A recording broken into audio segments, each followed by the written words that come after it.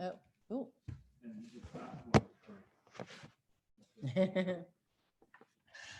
Fabulous.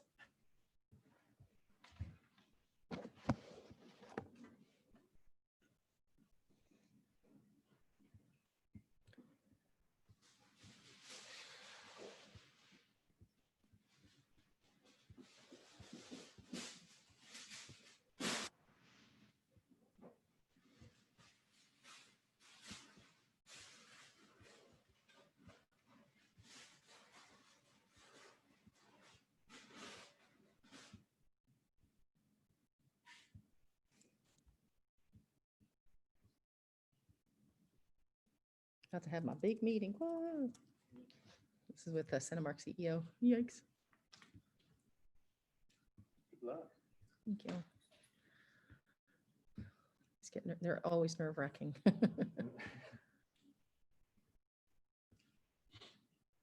Glad to know even the pros get nervous before those kinds of meetings. Mhm.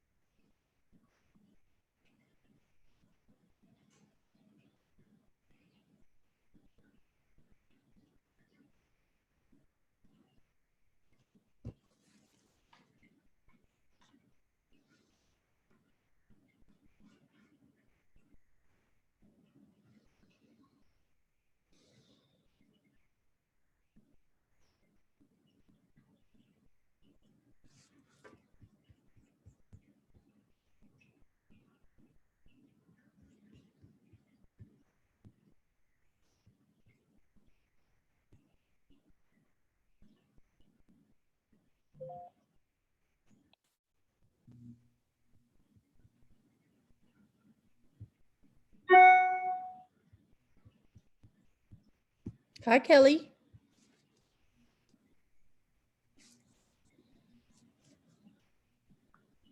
Why is my I love it. hello? I'm sorry, my speakers are on mute and I couldn't hear anybody. Are you there? It's me. Woohoo. How are you? Good. I'm excited. Are you?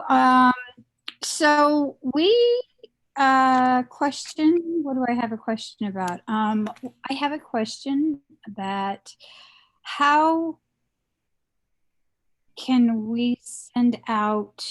I know with I'm not being very clear, and I'm sorry. It's yeah. How can we send out like updates? I know we can do that through Zmerl. Do you have somebody that's doing that? Because I wasn't sure. Even I I was. sent a calendar yesterday because I thought we need to be figuring out a better way to send out the emails. But a lot of times people's MailChimps are blocking them. So that's why I didn't get one. That's why I was surprised. Hi, Amanda. So that's why I always do Hat's actually going to make it so that I'm sorry to see you in a bit. Okay. I won't be able to, what did she say, Melissa? Cook dinner. Okay, no worries. So I'm going to see if Hat can fix it so that I can, she's trying to connect, can send out through the Heather at Whitman and Exhibition, because before I would do a blind copy before I got my ass handed to me, and at least keep people, because the MailChimp is not, it doesn't come into mine either. It goes into junk mail. Yeah, so that's why I always go and do the calendar and go, I know most everybody gets the calendar. So then that doesn't get blocked. And this time, Amanda, can you hear us? I think she's connecting to audio, but how is are you in Dallas? Yeah, I'm in Dallas. It's been interesting. I got here on Sunday. So it's been a week and a couple of days, and my husband spent a couple of days in the hospital, and he had a little bout with the AFib and flutter. But he's okay now. So we're home. Oh, good. Oh, that's scary stuff. I love the purple hair. It's so cute. So this is, I mean, I can tell you now, I'll tell you this now before God and everybody gets on here. This is my morning, Mourning.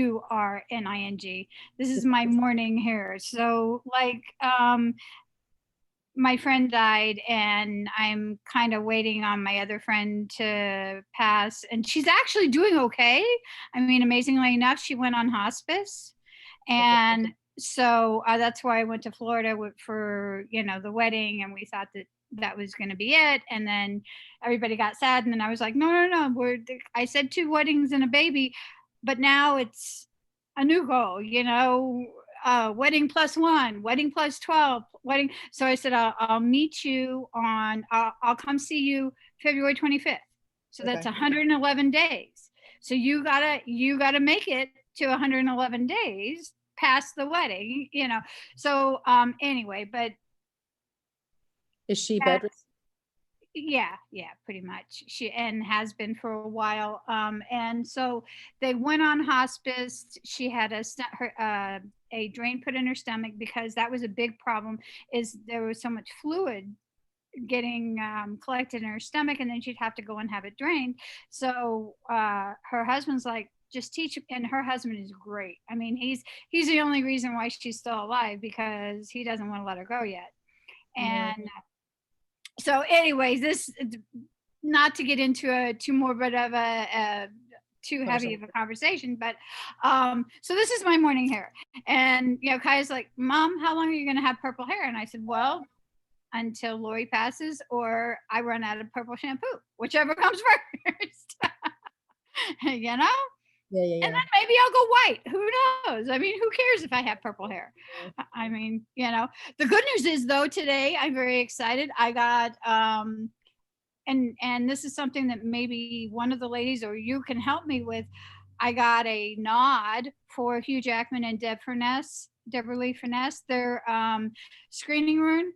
The person that I worked for, I've been waiting on money for it, and they've been kind of like throwing me a little bit here and there, but they finally got paid for it. And they said that it was an awesome job, that he loves it, that he doesn't want to spend time anywhere else but there. Oh, good. Hi, Debbie. Hi. So I'm trying to figure out how to get a nod. I can't go out and have him do a commercial for me, obviously, because of the NDA.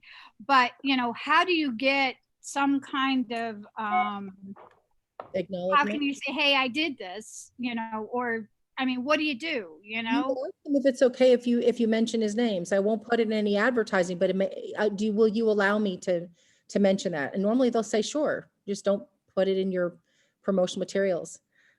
How's it going, Miss Deb? Good, darling. How are you?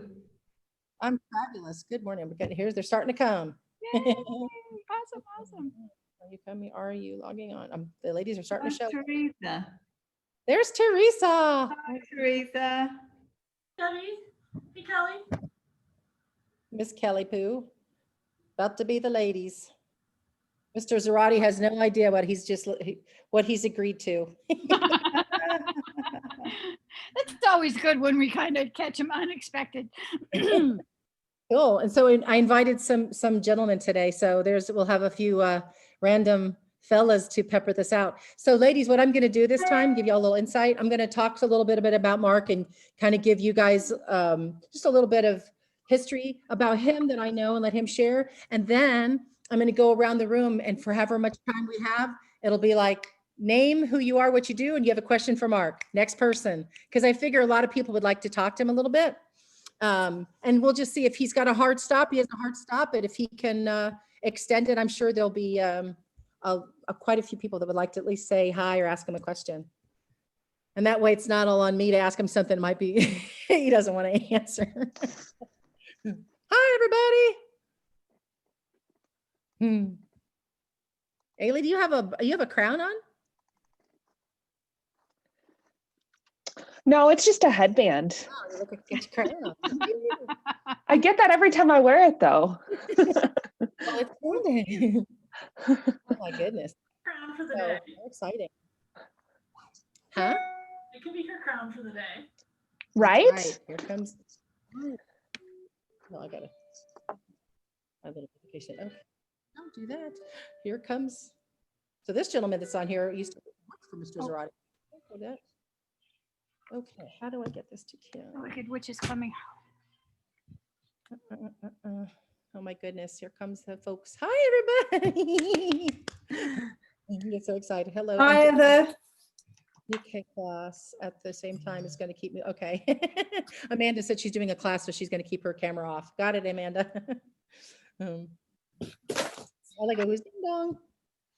I love the fact that I don't know what I did differently, that everybody can just log on without me having to go and log them on, because I always get nervous I'm going to be talking and then miss somebody. Do you not have the waiting room, invite in thing on it for security? But sometimes when you it asks you if you want to do a passcode or if you want to do waiting room, and I want everybody just to be able to come on. So yeah, don't get me to lying. I'm trying to send this link to Kim Cook. Hang on one second. Mark Zoradi, where's he coming? Come in. Yeah. Kelly, good luck on your call. Oh, she can't make it. Okay, I love it. Ding dong. Hi, everybody. Look,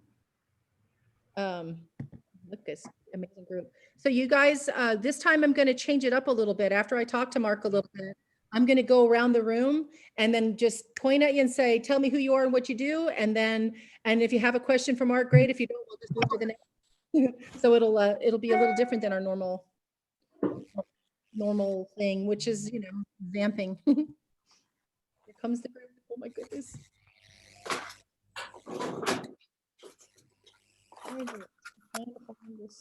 Keep coming, folks. Ding dong.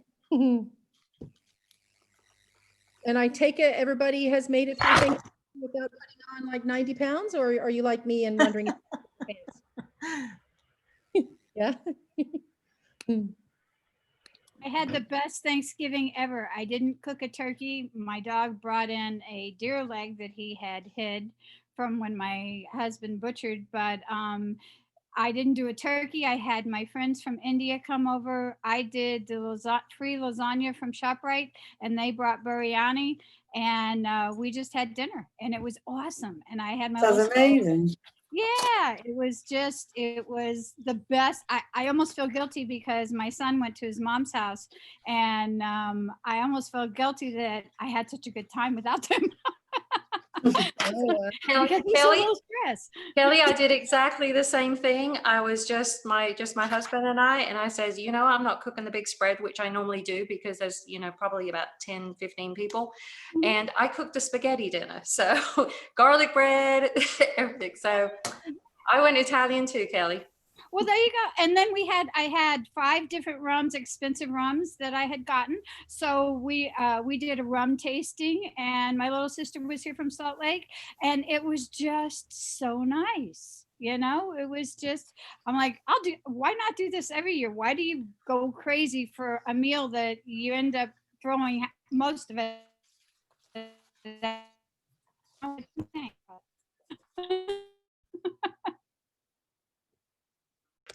Hang on, he is coming. So let me tell Rebecca's, hang on, Rebecca's not being able to, hang on.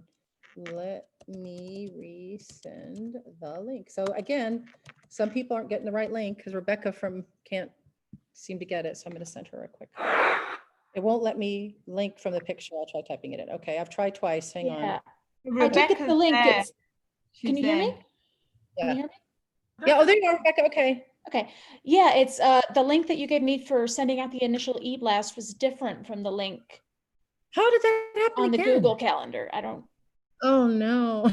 Yeah. So I don't know if it was updated or a different one was sent out via Google, but yeah, I used that first one you sent me for the e-blast, and beyond that, I'm not sure. Kelly, your hair looks lovely. That's a great color. I didn't get a calendar link this time. I just got the initial blast. Yeah, I do the. I went through the blast too. That was very easy. Huh. Well, okay, then that was just a me problem. I'm happy to hear that. I think I went on the original one that you sent.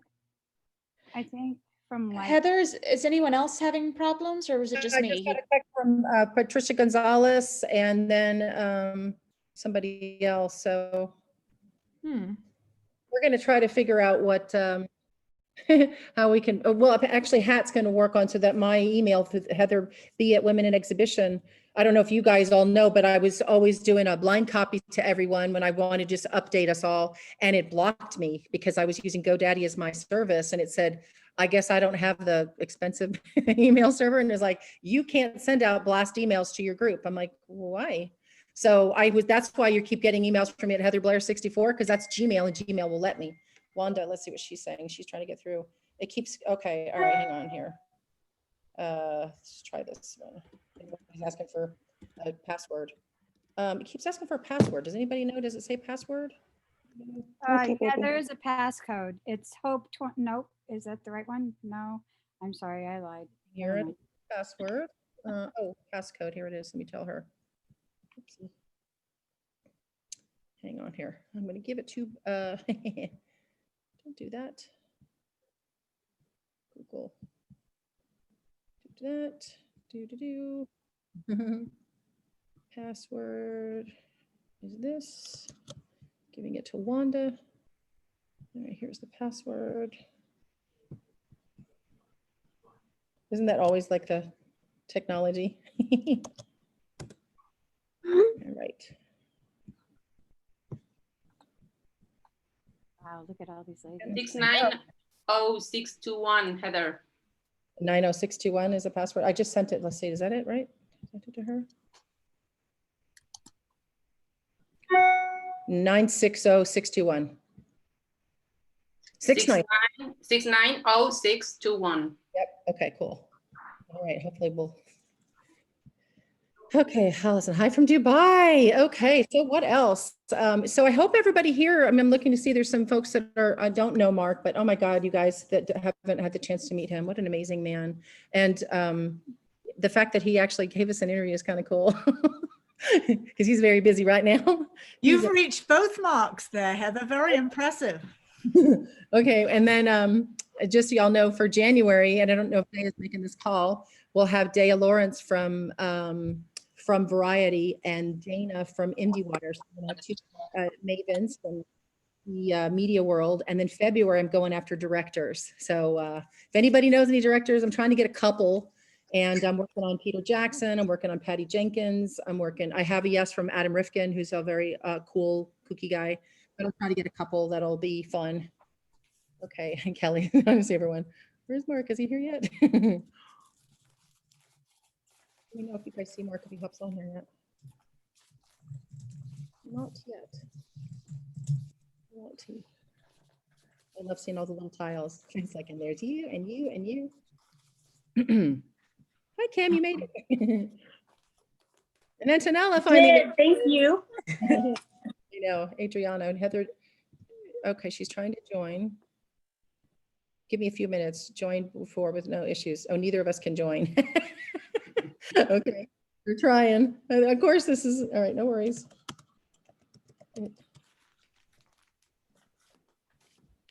There's the lovely LPJ. Happy belated.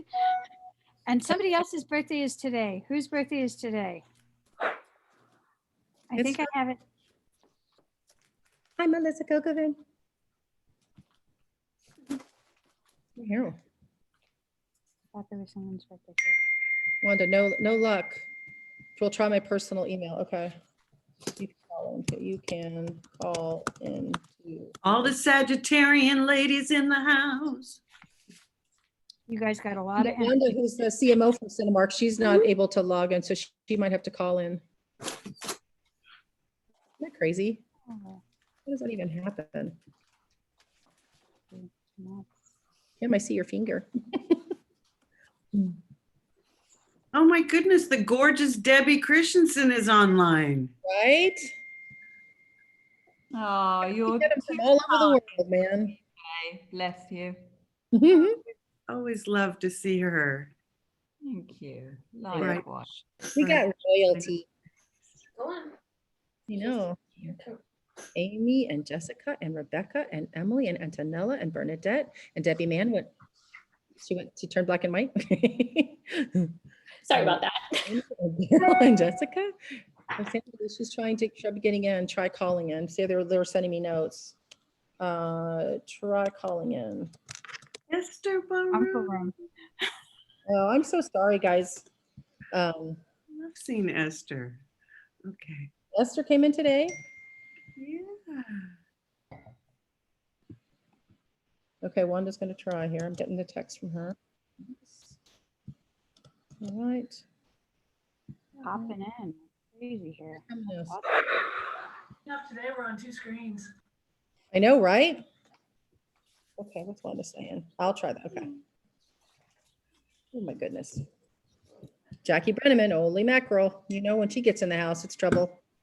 Hmm. Password is not working. Let's see. It's true. Hang on here. You know, and it's like Patricia. Let's try her again. One more time.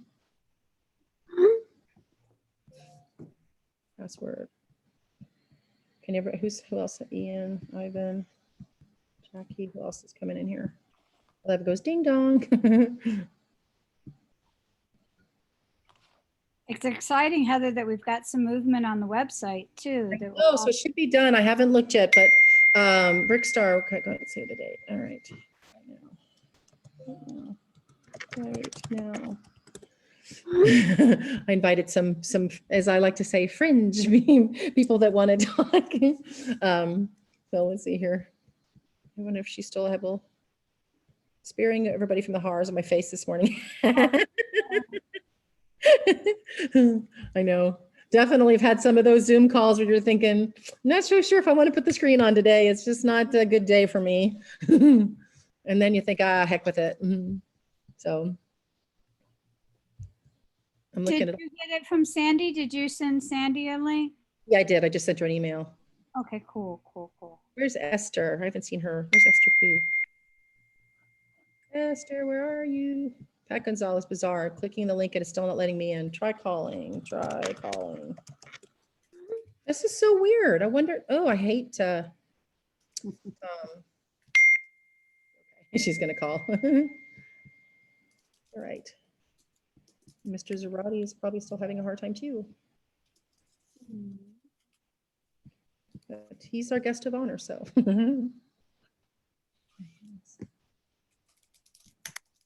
He just made it. Rick Starr made it. Okay, cool. So we got some fellas in the house today.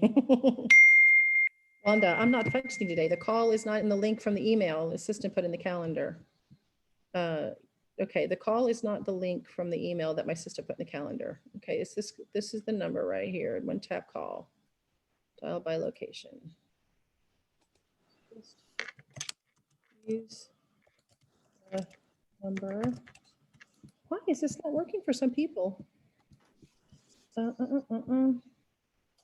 There's also a Zoom update. I wonder if that has something to do with it. If some people updated and some didn't, would that have anything to do with it? I don't know. I mean, who knows with who else is making it? Heather, if they have their own Zoom launch, they can launch it and just enter the meeting number and passcode. And I'm pretty sure everyone has Zoom now. So that's the easiest way if they can't get it via the link. I had some trouble getting on. It told me I needed to have some sort of approved email and I had to go back and forth. And then there was a Google Meet link also on there. So I tried that one. So whatever, I had to kind of troubleshoot to get on. Yeah, so I need to know when I do to make sure you have to click out because if people will assume it's the Google Meets. You sent this to me, maybe this works. So Ben sent me one. Okay, let's see. Let's try this.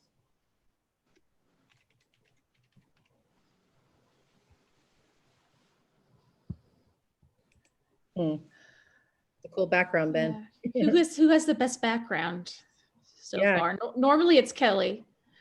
Right? But I guess it's gotten too cold for your Yeah, my magical outdoor garden is pretty sparse right now. There's not much going on. It's even looking out the window and there's not much going on. So I'm and I haven't decorated for Christmas yet. I did do Thanksgiving, but I Here's, you can't even see, here's my window. So, Oh, no, that's cool. not bad. Debbie, your background looks lovely. I love the lights you have up, and Thank very you. classy. Been busy decorating today and got to finish tomorrow. It's a mammoth task. But I love it. Looks magical when it's all done. So Okay, let's submit. It's not being able to log on. This is so weird. A lot of the ladies are writing me. So who decorates for? Not me. I'm too lazy. Saying it's not letting them join. I This- would have liked to, but Kelly, we got a. oh, look at you. Oh. His name is Tater, and he's a wonder why goober. Mark is unable to join. I wonder if he can, just gotta have him call then. This is so weird, you guys. Why is it doing this? Is he new, Rebecca? I'm actually I went down to my parents' place, so he's my parents' dog, who I've missed very much. But Awesome. there we go. There we go. I'll let you down. Hi, Heather. I finally made it. Oh, you did? I did. A little trouble, but we made it. Well, this is the second time we've had a few. Last one we had a little whatever, but hi. Hi, how are you? Sorry, I apologize to everyone. Usually Zoom is not a problem. We use Teams, but had a little problem this morning. Yay. So Mark, I'm going to do a little different. We do make these really kind of social a little bit, so there's not a lot of pressure on our special guests. I want to tell the group one thing that I think is kind of special about you. Before I had a chance to meet Mark, I was trying to do business with the company, and I wanted to get a little insight on Mark. And I asked one of the gentlemen who I work with in his technical department to give me a little insight on dealing with Mr. Zoradi. And he said, he's the first to enter the business and he's the last to leave. So he leads by example. And I always think it's kind of nice to know that the guy that leads the company has such a great respect from the people that work for you. Well, that's not. So the couple of things I'd like to know is, could you tell us a little bit about your transition in working for Disney, Buena Vista, and DreamWorks, and how that's helped you in running Cinemark today?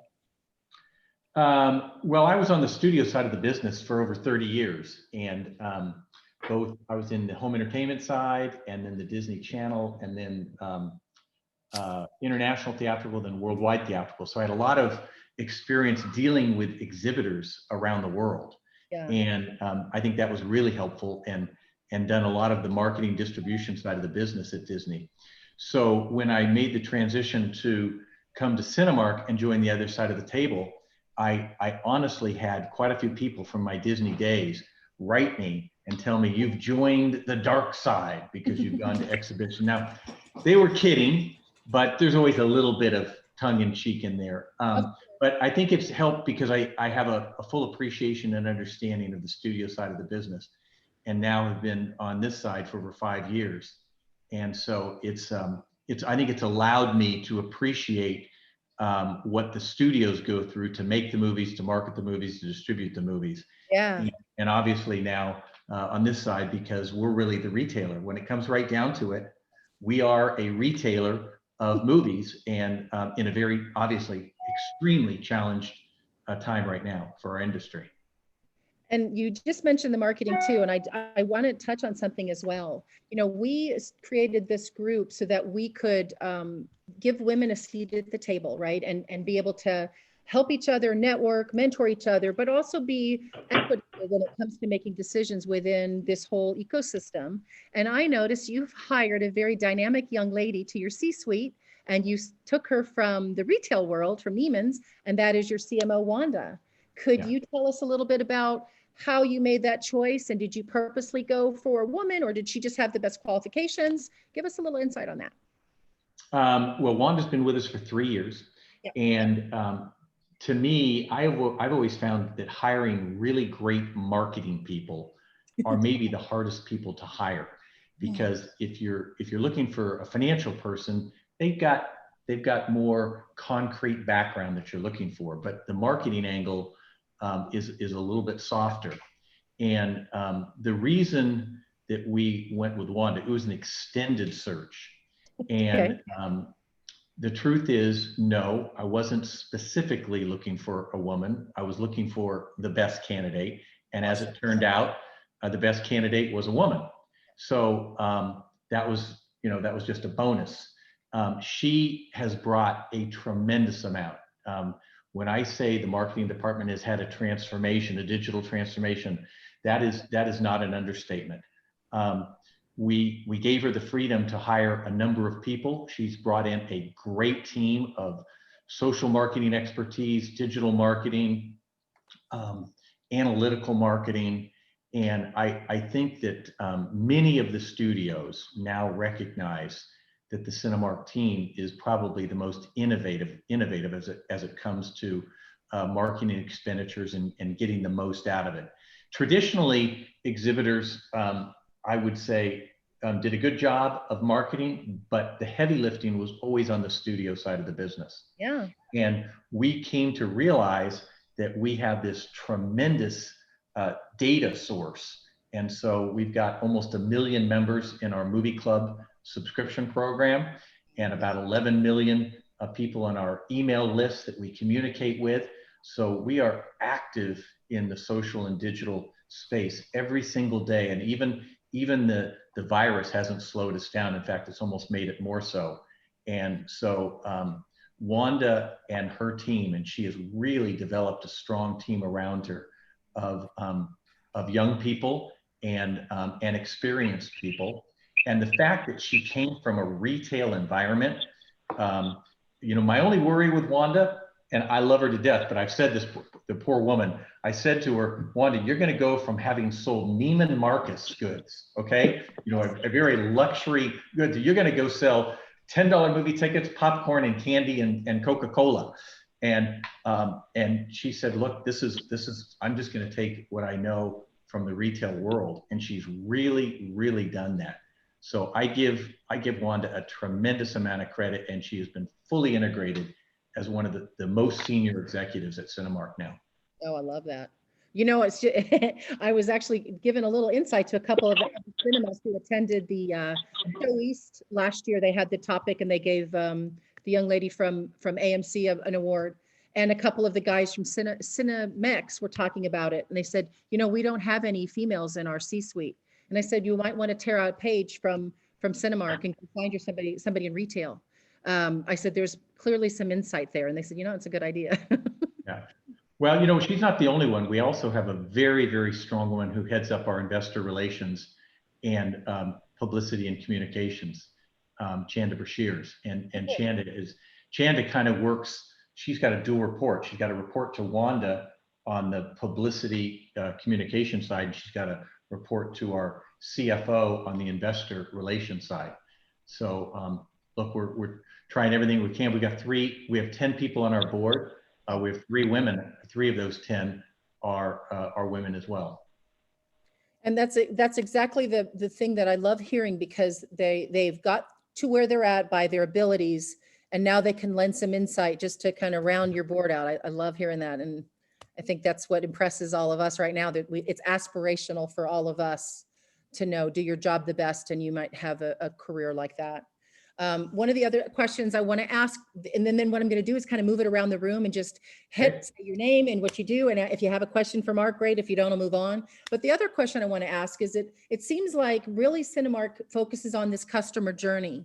And I would like to know, out of all the technology you have, whether it's your certain screens or projectors or however you decide, what's your smell test for what you're going to put in your cinemas? And do you have any that you think was a great move? And do you have any you think wasn't the best move?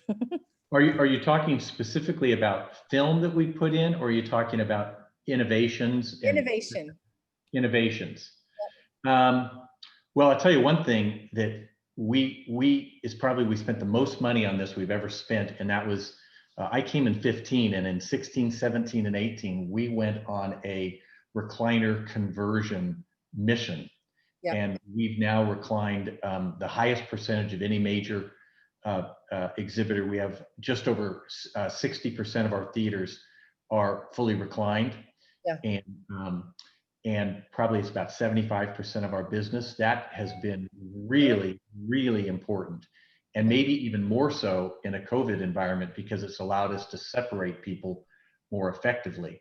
And the technology that we put in at COVID is when you go online or onto the app to buy a ticket, say for you and your group of, call it 2 or 3, it will automatically buffer you 2 seats on the left and 2 seats on the right. Fantastic. And then we already have about 6.5 feet between rows. So you basically have a good bubble around you. And if you're in a non-recline theater where the row is closer to you, I'm the CEO of Cinemark. 2 on the left, 2 on the right, and behind you. So that whole ability to recline theaters has been tremendous.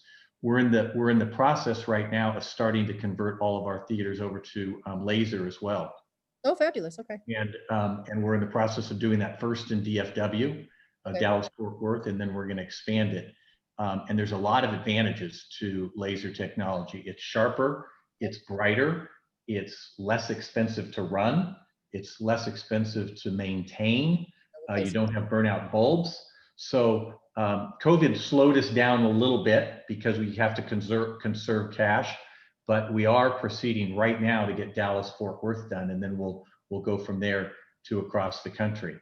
And I think maybe the third really innovative thing that we did is we chose to invest and do our own large format screens, and we branded them Cinemark XD. Yep. And they're completely across the entire width of the theater, as much as 75 or 80 feet on the really big auditoriums.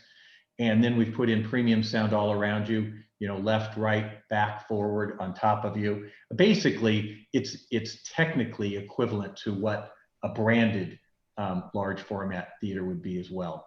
And we do have some IMAXs, but we have over 250 XDs, and consumers have really choose those first. If there's a big movie that comes out, our XD auditoriums sell out first.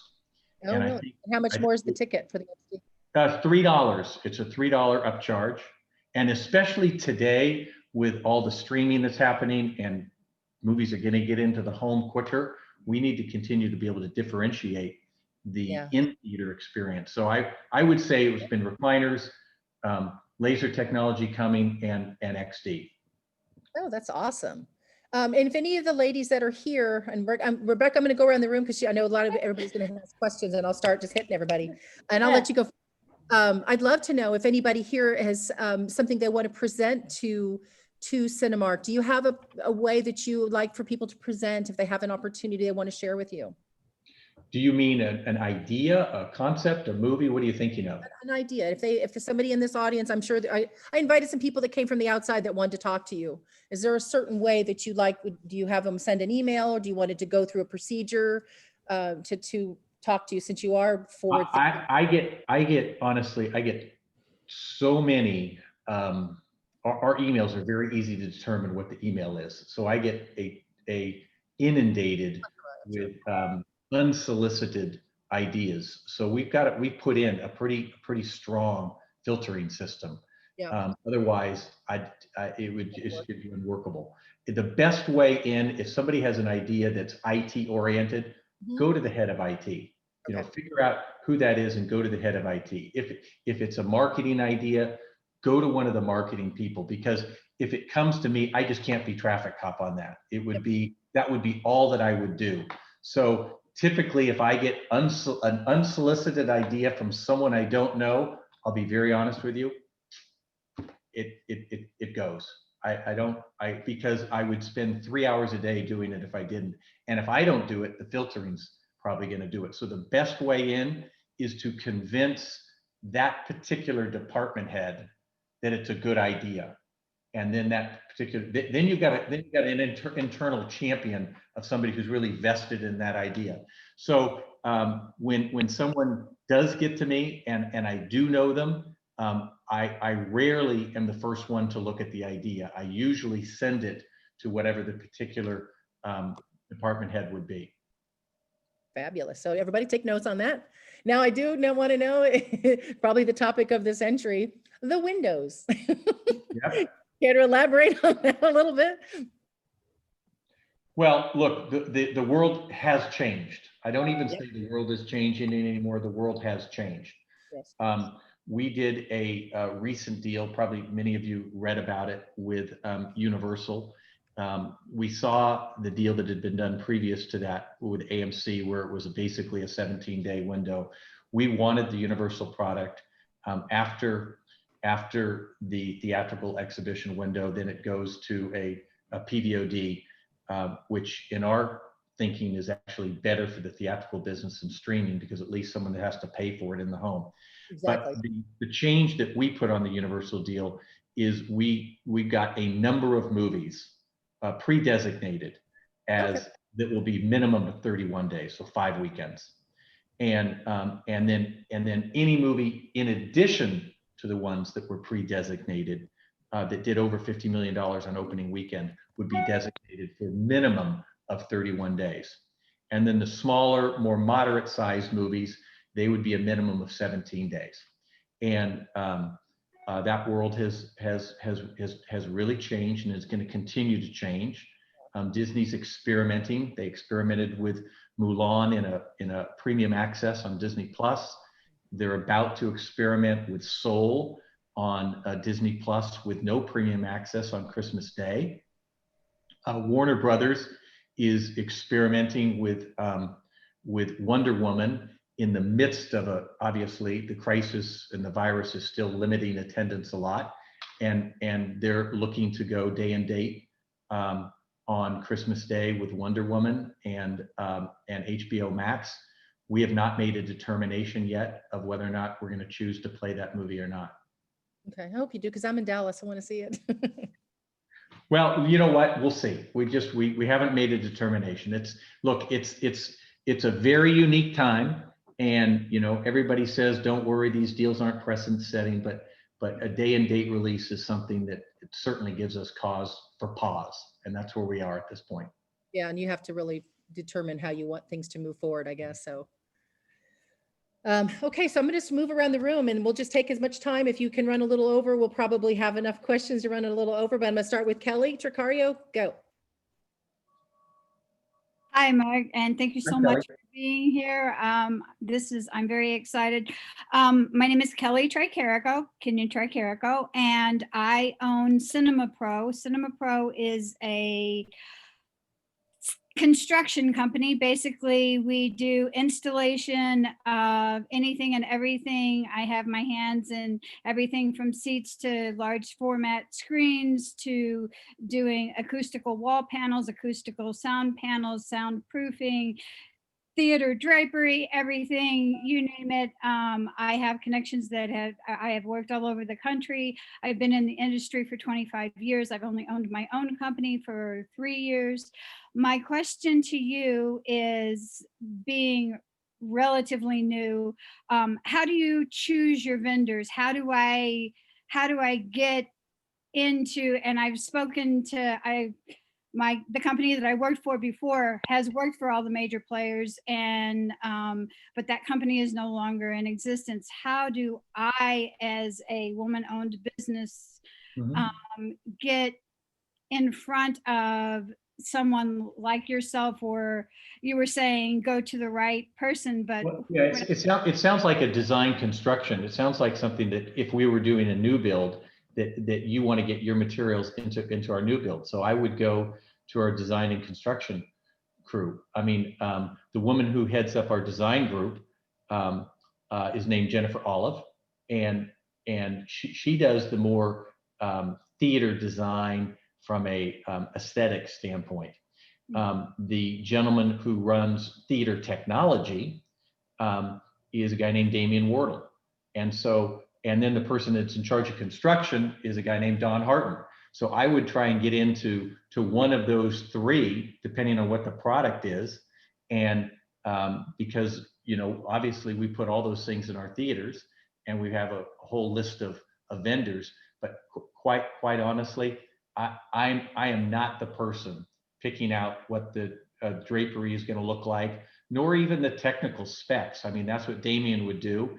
And Jennifer would be in charge of aesthetically, how does the overall theater look like? So I would go to one of those three people, either design or construction people, and see if you can get in front of them either at CinemaCon, because they'll all be there, or over a Teams video call right now, saying you've got a new product that you think is really great and you want to get a look-see of it. There you go. And everybody take notes. Excellent. Thank you so much for your time. Thank you. Thank you. Okay, moving to Debbie Christensen. You need to unmute them, Miss Debbie. Hi, Debbie Christensen, and I'm based here in Dubai with Novo Cinemas. I'm going to put my glasses on so I can see everybody better. There we go. Yes. Yeah, it's great to have you on, Mark. I think I met you once at an IMAX CEO retreat, I think 3 or 4 years ago, and it's super to have you on here this evening with all the ladies and a few other gentlemen. So thank you very much for giving up your time today. Sure. Fabulous. Teresa, TK. Unmute. Hey, Mark, thank you so much for joining us today. I'm Teresa English with TK Architects. I'm the Cinemark client manager. So I work with your design and construction team quite a bit. They're a great group. I guess my question for you today is, I know you've done Cinemark Cut, and I know you've done a few kitchen conversions of auditoriums, and I know you've talked with Player One. What do you see as the next big addition to Cinemarks or conversion within the theaters? Well, we're going to continue on the enhanced food. So Cut is a new concept, as you pointed out. We have one in Frisco, just north of Dallas, and we just opened one north of Houston in Cypress, Texas, called Cut. But in addition, and Cuts are, as you know, are a full dine-in experience. Order at the seat, it's the whole thing. But we have kind of a hybrid too that we call a bistro. And the bistro is, you can order at the concession stand. There's a big menu, everything from pizza to hamburgers to tacos, etc. And we deliver to your seat, but you order at the concession stand. Both those we're going to continue to do. I would expect that at least for 2021, at this stage right now, we only have 3 new theaters planned. Typically, we've been building 6 to 8 new theaters domestically. But with the slowdown of the business and everything else, we reduced down to only 3 for next year. I expect the business to return in late 21 and 22. The question is it going to return at 100% of what it was, or is it going to return at 75% of what it was? So we're going to be a little bit careful in our new build construction until we've got a real clear line of sight on that. We've been fortunate at Cinemark in that we didn't go into the crisis with a huge debt load. So we've been able to take on the necessary debt to be able to see through the virus and be able to come out the other end of it. But we're being cautious in regards to our capital expenditures right now.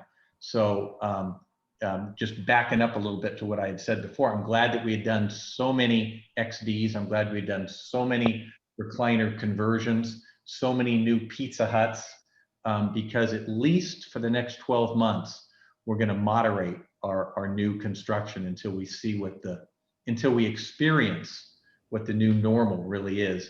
And I don't think we're going to know that new normal until a vaccine is completely out, product is back flowing again, and that's probably not going to be to have a good feel for that until 2022. Yeah, unfortunately. Okay, so we're going to go to thank you, Teresa, to Miss Laura Peralta Jones, or as we call LPJ. Good morning, Mr. Zoradi. How are you? Laura. I know you best from working at CinemaCon every year, and I run the Palace Ballrooms and work with Mitch and the teams. And so I get to be the one that pretty much runs all of the Palace. And I'm real excited about CinemaCon coming back online next year. So that's something really exciting, and we should all be looking forward to and thinking about, I think. One of the questions I had actually was regarding the status and updates on Mitch McConnell's proposal for the $15 billion grants that are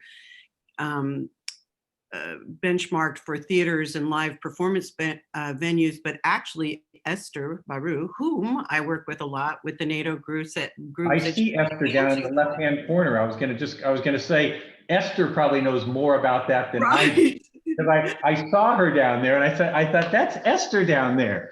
Right. You're in my bottom left box down here, Esther. So I think it's a good introduction for me to introduce Esther to maybe talk about that a little bit, since I work with her a lot as well. And truthfully, if you hadn't said Esther's name, I would have pushed this question to her, because she is honestly better prepared to answer it than I am. Okay, great. Well, then Esther, jump in and I'll move back around the room, but go ahead, jump in. Yeah, sure. So can everybody hear me? Yep. Yes. Yeah, okay, great. I'm on my phone too. Yeah, thanks, Mark. I appreciate that a lot. So the good news is that I think this grant program is going to happen. The proposal has now been in pretty much every bill proposed since we started working on it a couple months ago. And I have to also give a lot of credit to Jackie, who's on as well, who's done a lot of work on this. But basically where we are is we were in the Democrat bill, we're in the Republican proposal, we're in a bipartisan proposal. It's just a matter of what will actually be the final vehicle, if that will be something attached to government funding, if that will be its own relief bill. But I think it bodes well. I just don't think I can say at this point yet exactly like we're done, we can stop fighting, we can take it for granted. So I think it's good news. I'm always very, very cautious, and I always hedge because I don't want to get too excited and then like 2 weeks later have to report bad news. But we are in a very, very good position, and that's not least because we have people like Mark who are willing to step up and talk to really significant players and speak up for the small and mid-sized theaters who are struggling. Esther, the only reason I spoke to Mnuchin was because you set it up. So give yourself a little credit there. I appreciate that. Thanks. Okay, I'm going to hop back up here to Ailey. Ailey? There you go. Thanks. Hi, Mark. My name is Allie Gorley, and I work for NCM on the partnership side. I don't have any questions, but I just wanted to thank you for your partnership, and it's awesome to see Cinemark doing as good as they could right now, and all the women in leadership is just so inspiring for me to have that to look to. So I appreciate that, and thank you for your partnership. Well, let me just say one thing about NCM. NCM is a great partner of ours, and as I'm not sure if everybody knows that's on the call, but Cinemark is about a 25% owner of NCM, as is Regal as well. So we're two of the three founding partners. AMC was a founding partner, but they had sold their shares. And your business obviously has been as challenged as our business has been, because when the theaters are closed and very few people are coming, there's no eyeballs in front of that cinema as well. So we can't wait to get the attendance back, which will help the NCM business too. Absolutely. Thank you. Okay, Lynn McQuaker. You're muted, babe. Ask to unmute. You're muted. Hi, trying again. Okay. Hi, Lynn. Hi, Mark. I'm Lynn McQuaker. I've worked in film production and development for many years in the studios, and for the last 17 in PR and outreach at Studio Movie Grill, your neighbor. Yes. So I just wanted to say hi. I have no questions. I'm here to listen and learn. Yep, you have a theater that is almost a stone's throw away from where I live in North Dallas, so I know it well. Good. Fabulous. Okay, we're going to go to Melissa Kogovin. You're muted. Hi, Mark. How you doing? Good, thank you, Melissa. I don't know if you remember me. I worked with you at Disney a long time ago with Ray Perry and Katrina Horgan in the London office. I remember, absolutely I do. You're taking us back to the 90s now. That's right, yeah. You're aging me at this point. Yeah. It was quite a long time ago, yeah. And after Disney, I went on to Paramount, and then I set up the Event Cinema Association. And Event Cinema is a big passion of mine. I just wondered, there's been a lot of talk about the role that event cinema should be playing at the moment, and where cinemas should be acquiring content from other areas other than the studios. And I just wondered where you see the role of event cinema playing, and should it be more than it is? Should exhibitors be relying on it more? Are you, when you say event cinema, are you talking specifically about concerts? Define for me how you're saying. Well, that. it's a kind of umbrella term. So opera, theatre, ballet, sport, documentaries, Q&A, all of Look, it, really. we are open to every piece of entertainment that we can bring into our theaters that is going to cause people to walk in the door. And I'll give you just a couple of examples of things that we have been testing. One that's probably got the most promise is anything to do with video games. And so we are testing. We had tremendous success with private watch parties, where an individual can come and rent one of our auditoriums for $99 for library content and $150 for first run, and they can bring up to 20 people. And I mean, we've sold thousands and thousands of these. I mean, the last public number that we released was over 60,000 private watch parties in the last 4 months. That's amazing. So they've been very, very, and as an outgrowth of that, we've started to test now private gaming parties. Right. So, teenagers or youngsters can come, and many times they'll bring their own device. We'll hook them up. They can play with their friends or family in the theater. They can own the theater for 2 hours for $99. And so we started to test it in the Dallas-Fort Worth area, and I think we're gonna continue to try and expand that. It's probably doesn't have the same scalability as private watch parties, but we'd love to see that happen. From a sporting standpoint, it's all about rights. Yeah. My experience there, and you probably got more experience than I do, is sporting events work if you can get the local teams. But if you can't get the rights to the local teams, I think it's very, very difficult to have that work. So if you're gonna be, in Los Angeles, you better have the rights to USC and UCLA, and then it obviously goes on to professional as well. But we are really open to alternative content, and the alternative content could come from Fathom, or it could come from somewhere else. And we love private watch parties. I could talk about forever because they've been so phenomenally successful. Just to put it in perspective, last weekend, Thanksgiving weekend, we sold 8,000 private watch parties. Really? Yes. That's amazing. So the reason why it's so simple to buy, and people can go with their trusted group in a COVID environment right now, and they can pay anywhere from $99 to $150 and see a movie. So we've had as few a group as a couple coming to see a movie by themselves and feel pretty cool, to a little league baseball team coming, to a group of brownies coming, and it's helped us keep our cinemas open during this very, very challenging time. Yeah, that's great. Thank you. It's amazing. Thank you. Good questions. Okay, Araceli.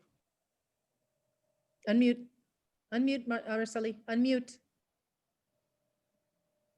There you go. All right, go ahead.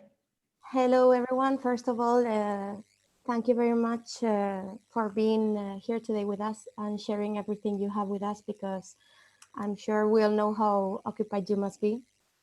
And well, secondly, I'm coming back to me. My name is Araceli Baello, and I'm the sales director for Volponi 3D. And what you said today about going to laser was really interesting for me, because this means that now you wouldn't have to go to one specific 3D supplier as the quality and light for your 3D systems, and the 3D movie will be great with smaller systems. Yes. So this is great, because this also means saving a lot of money for you if you're renting systems, which I don't know if it's the case right now, but it's great. And secondly, I have a question, because I'm curious to know, how does Cinemark feel about the small premium boutique screens, which is something very popular right now in Europe, especially in the UK, for example. And now with COVID, it's getting really popular, because there are small rooms where you have a specific amount of people. The quality of the screens are great. everything is premium. You have, for example, the case in Dubai, and Debbie can tell us, but in India it's also the case. They have catering. Well, it's a complete different format of seeing a movie. So I wanted to know, I was curious to know if Cinemark, how do you feel about that? And if it's something that you're studying for the future, because this is the first pandemic we have, but of course we do not know what is going to happen. Yeah, I would say two things on that. As you likely know, we do a lot of business in Latin America. South of Mexico, we're the largest exhibitor. And there in South America, where we have put recliners in, we've made them VIP cinemas. And I think that's more of what you're talking about, where now those cinemas are not leased out to a private group in a large scale. But people that come there, they typically will pay as much as twice as much for a ticket price. They're VIP. They're usually, there's waiter service, there's full food, there's a full bar. And that's the way that recliner seats came into the marketplace in Latin America. The United States, recliners came in more mass market from the very beginning. You know, AMC really started the charge quite a few years ago, and it wasn't brought in as a boutique type of environment. So recliners really are available to anyone. There's usually not an upcharge for the recliners, but through our research, we clearly know that consumers will drive past a non-reclined theater to get to a reclined theater. So it's very much a marketing advantage. What we tried to do with private watch parties, and they've been, by the way, most successful in recliners, is give that group the ability to bring 20 people into an auditorium, own the auditorium, pick whatever movie they want to pick from the 20 different movies that we're playing, and go to that time period and have the confidence that they own the theater, it's private to them. And so I think that's probably where I would see us continuing to be. I don't think we're going to necessarily build new theaters with boutique theaters in them, but we will continue to offer private watch parties, even post-COVID. Now, we may have to change the terms a little bit because as more and more people come back, it's hard to take a theater and only put 20 people in it when maybe that theater capacity might be 50 or 75 people. But it's clearly proven to be a great concept, and consumers love it. So it's a little bit of a hybrid of what you're talking about. Latin America is pure VIP. In the US, it's private watch parties in reclined theaters with your controlled private group. It's incredible to see, but it's true what you say, that in every market it's totally different. Yes. The concept we're talking about in UK is very, very, very popular. That wouldn't work in Spain, or not by the moment. I'm Spanish, by the way. And I can see, for example, in India, you see two different totally markets, which are the people who go to very big rooms and the other ones who are willing to pay a very big amount of money to go to a premium boutique format with the best of the qualities, with their waiter. So the hybrid you're talking about is also very interesting. Yeah. Thank you very much. Okay, we'll keep on going until we run out of time. Okay, Lynn Schmidt. Hey, Mark, it's Lynn over at Fathom. It's good to see Lynn. you. I just wanted to, again, say hi and thank you. We're working very closely with Al and the rest of your team on all of the events that we're putting into theater. Speaking of event cinema, you know, we have over 40 titles that we've done since the pandemic. So we're just keeping the content coming to you. Enjoy working with you guys. And we are working with you guys on the private watch side too. So we're excited to see how that goes later this month. Well, Lynn, I didn't see your little box up there, but I did mention Fathom even before I saw you. I'm happy about that.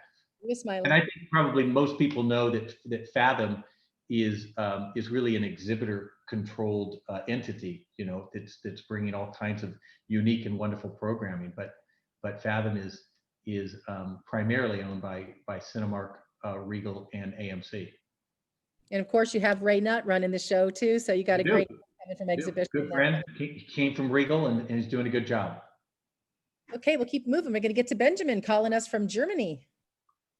Hi there, Benjamin. I worked for Lamborghini, Samsung, and Ripple in the gaming space, actually. So really cool that you already have some gaming experiences. We're currently building with FitMe, like a next generation stock exchange, basically for this $150 billion market. So yeah, I guess my question would be like, are you in general open to sort of like game experience pitches for 2021, maybe around sort of like, for example, Uncharted that is coming with Tom Holland in a leading role? Is that something like the gaming sphere? Is that something you want to go deeper into? When you say gaming, are you? I want to understand your question. Are you saying gaming as it relates to a movie, or gaming as it relates to amusement games? Well, no, basically video games. Video games. Video games, yes. In our theaters. Yeah. Well, two things. One, Al Webster was mentioned earlier by Lynn. Al is a person in our film department, and he's kind of the one heading up the initiative for us to start private gaming parties. We've done a lot of work over the last couple of years with Super League Gaming, with both Minecraft and more of a teenage-oriented video game as well. So we're very open to that. And Player One obviously is managing our amusement games out in the lobbies as well. So, and we actually have one theater in Dallas that we're testing out. It's called Strike and Reel, and it's a joint venture with a major entertainment amusement company here, and it's 8 screens, and then it's bowling and rock climbing and a ropes course and all the top video games you can think of. So it's really a combination of a high-end Dave & Buster's with a high-end 8-screen theater, and we call it with bowling. So we call it Strike, meaning bowling, and Reel, meaning films. It's actually been very successful here in Dallas. That's awesome to know. Oh my goodness, I just have so many great ladies. Okay, who is the 73267 call in? That's me. Okay. It's Esther. Yeah. All right, we'll go to Carol Malik. Hi, everyone. And Mark, nice to meet you. I'm Carol Mack. I'm with Regal. I've heard you talk about us several times on here. And of course, we're big partners. Well, I've been in the industry for 33 years now. And I'm the vice president of the IT support services. So a lot of the IT challenges I get to handle through the COVID, of course. So we're kind of gearing up, hopefully getting to open soon. The sooner the better. But we do appreciate the fact that you're keeping your theaters open, so keeping our customers engaged in watching the movie as it should be on the big screen. Carol, you may know I was very good friends with Amy Miles prior to the acquisition by Cineworld, and I'm also 30-year friends with Mookie. Mookie and I go way back to the days of when we were distributing movies in Israel and Poland and Romania, and Mookie was our distributor for Disney back in those days. So I go way back and have a strong friendship and relationship with Mookie and folks at your company. So yeah, we're looking forward to you opening as well. So because when you open, that means that there's going to be great content coming back. So may that happen soon. Yeah, and hopefully New York and LA. I hear LA shutting down even further now. Is it one household per? It's like, poor guys. I'm so sorry. At least the entire state of California right now has 3 theaters open in Marin County, and there's a potential for a stay-at-home order in Los Angeles. You're right about that. It's very sad, but hopefully we can get past this. The good news with the vaccine, and of course the UK, they approved it today, I guess, for the Pfizer one, which was really good news. So if the you in Knoxville? Are you located out of Knoxville? I am actually the background here is my office background. I'm not in the office today. I actually am working from home, but that's my view. I have the Knoxville Gay Street Bridge there. I have a great view from my office. Great, thank you. Thanks. Wanda, you want to say hi? Hi, Mark. I have to say that working with Mark has been awesome. Mark is super modest, but he's one of the best supporters of diversity and inclusion in the C-suite and throughout the whole company. So I just really enjoy working with Mark. Wanda, I hope you didn't hear those good things I said about you at the beginning. I didn't know you were on the call. I was a little late. I heard the last tail of it. I couldn't get in. Okay. You know, I had a problem getting in too, but we got it figured out. So Yeah. anyway, I said some very nice things about you, Wanda, and you know that I believe every one of them because I tell you about Thank every. you, Mark. So He does. It's recorded, so trust me, I'll be I'll be sharing. Okay, I'm gonna move to Rebecca, then I'm gonna go back up because Amy and Kumar, you got missed. But Rebecca, go ahead. I know you're raising your hand. She's our Yeah, woo. Yeah, sorry about that. You know me, I get enthusiastic. But yeah, Mark, I'm Rebecca with Box Office. It's lovely to meet you. And I wanted to ask kind of something you touched on earlier. You know, I'm really excited to see you know, the direction Cinemark is going in with regards to Windows. You know, I think I agree that change is happening and it's needed, and you got to get with the times here on it. With Windows shortening, you know, are you considering, you know, we've seen some exhibitors move towards like an exhibitor branded VOD option, you know, Alamo and Showcase have done something like that over the last couple months. Yeah. Is that, you know, is that a direction that you're interested in, or is it more what you said before about you just got to make the theatrical experience better? Yeah. And focus on that. Well, you know, I'm glad you asked that question, Rebecca, because the one thing that I didn't mention that I would like to relative to Windows is the concept that we're really talking to all the studios about is a concept of dynamic windows. Mm-hmm. So, and that was what was behind our Universal deal, where the biggest movies would have a minimum of 31 days. And I fully believe that Universal will actually, excuse me, I've got to put mine in here. I think that Universal on their big movies will actually play a lot longer than 31 days. So the concept that we're talking to all the studios about is the ability of one size window doesn't fit every particular movie. So on the smaller movies, you know, we can agree to those windows being shorter. On the big blockbuster tentpole movies, we're looking for a longer extended window in kind of a dynamic range. Relative to your question about would we consider a VOD or EST offering, the reality and the truth is we have, and we've thought about it seriously, and at least for the short term we've decided not to do it.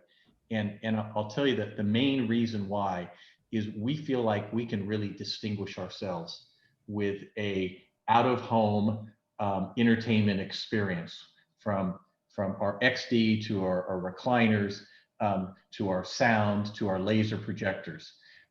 In the home, there are already, you know, a dozen different ways for the consumer to rent or to buy a movie digitally. You know, starting, of course, with iTunes, then with every local cable operator, then with DirecTV. And we just felt like it was a business that we would be joining, that we wouldn't have a really unique ability to distinguish ourselves. And so we're going to concentrate at this point still on the out-of-home experience instead of the in-home experience, because it's already a very crowded field. It's also a field where the margins are much, much smaller. You obviously can't sell food and beverage there. And the entrenched players are clearly there. And then the final part of it is, do you believe that transaction business is really going to drive the in-home business? Or do you believe the SVOD subscription services are really going to drive it? I'm of the belief that the SVOD subscription services are going to be much more prevalent in consumers' mind than the transaction business as we look forward. So for those reasons, at least for the time being, we've chosen not to enter that field. I love hearing Good that. question. Because it was one that we really did think about a lot. Yeah, you'd be competing against people who have been working on it for a decade. So well, you'd be competing against Amazon. You'd be competing against Netflix. You'd be competing against Apple, Comcast. So you go right down the line and you go, okay, what can we bring to the table that's going to really distinguish us from these very, very entrenched players who are doing transaction business already in the home. Thank you. Okay, I'm going to scoop back up to Kumari and then move over to Amy Motter. So go ahead, Kumari, who's a Disney woman. Hi, Mark. Kumari from Disney. It's so good to see you. Nice Thank to see you you, so much. Kumari. Thank you. You weren't on my little thing here. Now you've come up because you're speaking. It's nice to see you. It's really good to see you too. I have two questions for you. One is, I know it was true for me, and I'm sure for a lot of people, no one really saw COVID coming and having such an effect on our industry. I'm curious to know if there's anything that you would have done differently in hindsight, or you know, what your take on that is. And then my second question is, past the sort of, you know, short-term situation that we're in, what does the theater look like to you in, say, 10 years? What does the, you know, what's the future of movie theaters in your mind? And with so much focus on streaming, I know I personally love going to the movies and want to see exhibition succeed. You know, what is it that's gonna save that wonderful experience? Yeah. Well, I'm going to do your second one first. I think that the theater in the next 5 or 10 years will continue to have a real premium experience. So I'll start with what consumers tell us is the single most important premium experience, and that's recliner, heated seats, and, you know, more of a personalized feel. So we're really committed to it, and we're going to continue to be committed to making premium auditoriums with really luxurious premium seats. Then secondarily, from a presentation standpoint, we're going to continue with XD and great, I mean, sound and projection quality that you can't get at home. And that's one of the reasons that we think the laser technology is so good. And then the added benefit is the operating cost. So I think you're going to see us continue to roll out a laser technology. And when we do that, then we always will upgrade the screen, we'll upgrade the sound, so that you really have an experience that you can't get at home. It becomes a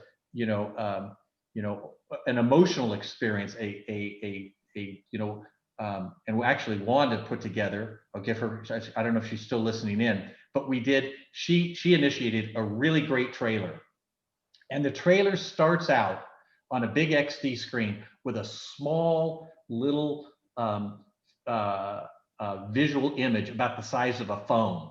And then it talks about, is this the way to see it? Well, maybe not. And it grows and it grows and it grows until you go, this is a cinematic way to see a big, important movie. And so we're going to push that from a marketing element too, that there is a tremendous advantage to being in a shared environment with people, to see a big action adventure movie, to see a horror movie, to see a comedy. So, and then in the lobby, I think you're going to see a customer experience that is more and more friendly. And we're going to learn a lot from retail and how to not make lobbies, look so junked up sometimes. You're going to see continued emphasis on premium food offerings because people want it. And right now we have about half our theaters across the country that offer alcohol. That'll continue to rise up. And some branded food. We have, a good portion of our theaters that offer a Pizza Hut. So not just popcorn, candy, and Coke, but also, some nice wine, some nice craft beer, a really good pizza that's made on site, that's not frozen. So I think we have to do those things, or else people will say, look, I can see it at home, and I've got a pretty good 55-inch TV at home. So we've got to continue to give that premium experience. And going to your first question about what we would do differently. When it first started to come out, I have to admit this, I hate to admit it, but I lived through SARS when I was at Disney, and Jeff Foreman, as you certainly know, was in charge of Asia at the time. And we were really concerned about SARS, but SARS was able to be almost contained within Asia. And it never really affected us in the United States or in most parts of the world. And in the beginning, I kind of thought that's what it was going to be. I thought it was going to be another SARS. important and devastating to a certain part of the world, I didn't anticipate how the pandemic was going to literally close us down. So I'm not sure what things we would have done differently so much, because once we realized that, we closed our theaters on March 18th. And I think we were as fair as we possibly could be to our employees.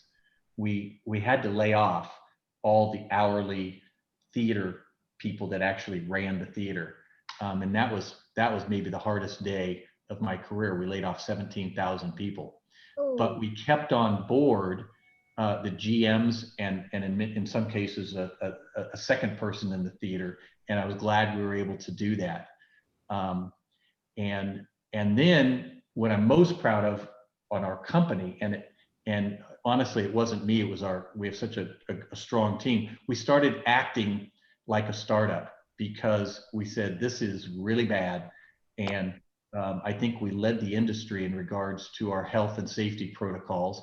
And again, I'll give credit to both Wanda and a guy named Don Harton, who kind of led that effort. And I think a lot of protocols that were put in place, we got way in front of to try and to communicate that.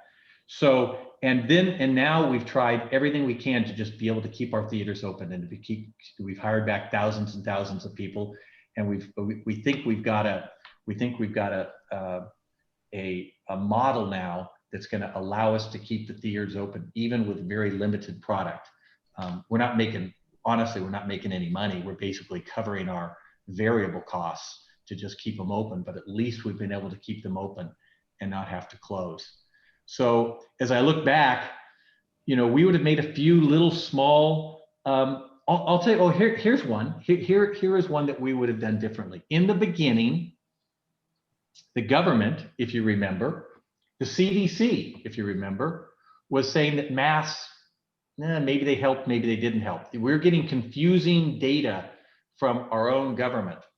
And so when we first went out with our protocols, we went out and said masks were highly encouraged but not required. And then in the matter of about 2 weeks, the government changed, everybody changed, we had to change. And so I think if we could have done it over again, we would have had the mask policy from day one instead of having to change 2 weeks later. Yeah, that's so anyway, so the only thing that comes to my head, right? First thing out of my head. Thank you. Thank you. Sure. So good to see you.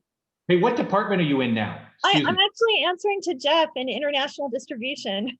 Oh, good. Well, good. Say hi to Jeff for me. I will. Thanks. Okay, Amy Motter, and we got a few more to go, so hopefully you can hang on just a little bit further, Mark. Amy Motter.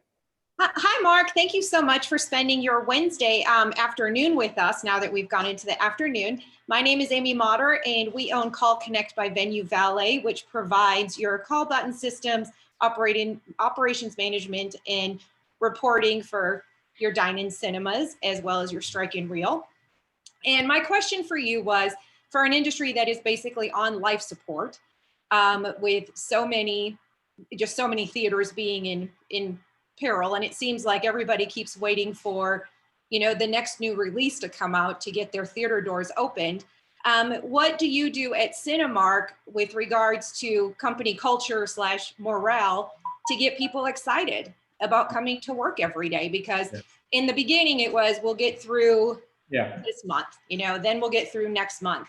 Well, now it's already December 2nd, and it seems like I feel, we do the Dine-In Cinema Summit every year, and we have a happy hour that happens every Tuesday, and it just seems like, you get in there and it's like, and now Tenet wasn't released on this date, and now it was, everybody waited until Wonder Woman. So anyway, that's my question to you. I think there's a number of things. Probably the biggest category things is that we've tried to be very transparent about the reality of the situation. So we haven't sugarcoated